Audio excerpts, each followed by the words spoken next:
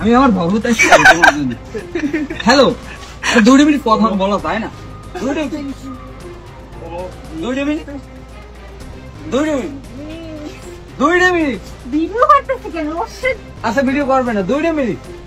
Hello please, আমি তোমার জন্য আমার ধর্ম ত্যাগ করবো, তোমার জন্য ধর্ম ত্যাগ করবো। হ্যালো, আজকে ওর নামটা ও কথা বলতে পারে না, চিঠি গেল। হ্যাঁ আচ্ছা জানি না, শোনো তোমাকে আমি ভালোবাসি, আমি শিখাবো তোমাকে। আরে দাঁড়া না, আমি তোমাকে শিখাবো না। আরে ও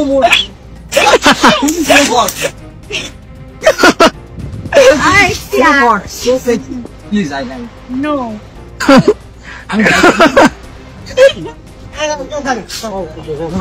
নো ভালোবাসার মায়ের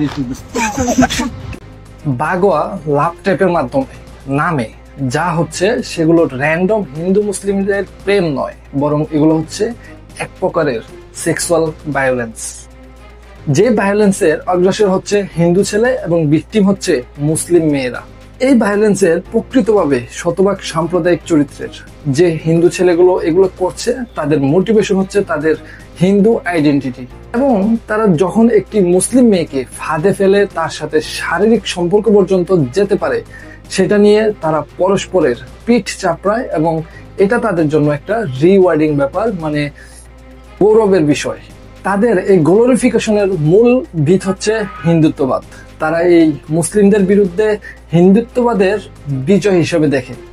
বিষয়টা এমন নয় যে তারা সেফ মুসলিম মেয়েদের সাথে প্রেম করে সংসার করে বাকি জীবন সুখের সাগরে কাটাচ্ছে, না, সেটা তারা করছে না, বা সেটার উদ্দেশ্যও নয়। উদ্দেশ্য হচ্ছে মুসলিম মেয়েদের সতীত্বকে ভায়োলেট করা, নিচু করা, পরাজিত করা। সরাসরি সেক্সুয়াল ভায়োলেন্স যেমন ধর্ষণ বা শালীনতা হানি করা কঠিন এবং বিপদের আশঙ্কা থাকে, তাই এই কারণে তারা প্রেম প্রতারণার মাধ্যমে মুসলিম মেয়েদেরকে এমন একটি ভালনারেবল সিচুয়েশনে নিয়ে যায় যেখানে তাকে এক্সপ্লয়েট করা সহজ এবং ভায়োলেন্সের রাস্তা খুলেও যায়।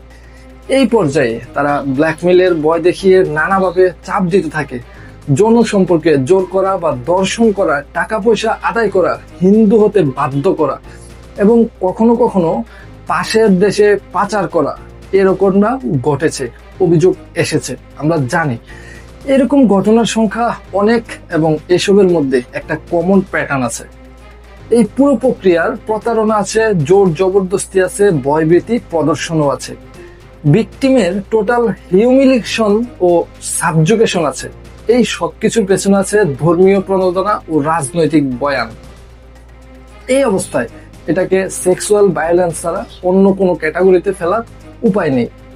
বলা বাহুল্য, এই দেশের জমিদার ও মিডিয়া সাহা বিষয়টিকে ডাউন প্লে করেছে এবং করবে। 50টা জোড়াতালি দিয়ে জঙ্গিবাদের নাটক লিখবে, কিন্তু এই ভায়োলেন্সের সাম্প্রদায়িক ও ধর্মীয় চরিত্র সম্পর্কে একটি মন্তব্যও করবে না।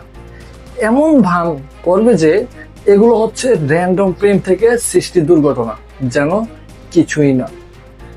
হিন্দুত্ববাদের অনেকগুলো ফ্রন্টের মধ্যে একটি হচ্ছে দর্শকামী এই ফ্রন্ট।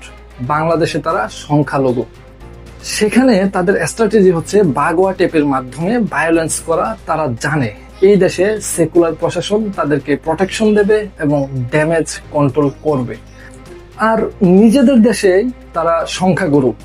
তখন এই স্ট্র্যাটেজির প্রয়োজন নেই। দিনে দুপুরে লোকচক্ষুর সামনে নিম্নবর্গের হিন্দু নারী ও অন্য ধর্মের সংখ্যালঘুদের অপহরণ করে নিয়ে যায় মাস্তানরা। আমাদের একটি মৌলিক ও সাস্টেনেবল প্রতিরোধকল্প নিয়ে ভাবতে হবে। এই জমিনে মুসলিমদের অস্তিত্ব নিশ্চিত করতে হলে আমাদের সম্মান, ইজ্জত ও নিরাপত্তা খুঁজতে হবে ইসলামের মাঝে। এই প্রতিরোধকল্পের শুরু হবে সামাজিক শক্তি অর্জনের মাধ্যমে এবং শেষ হবে হিন্দুত্ববাদী শক্তি পরিপূর্ণ ধ্বংস করার মাধ্যমে, ইনশাআল্লাহ।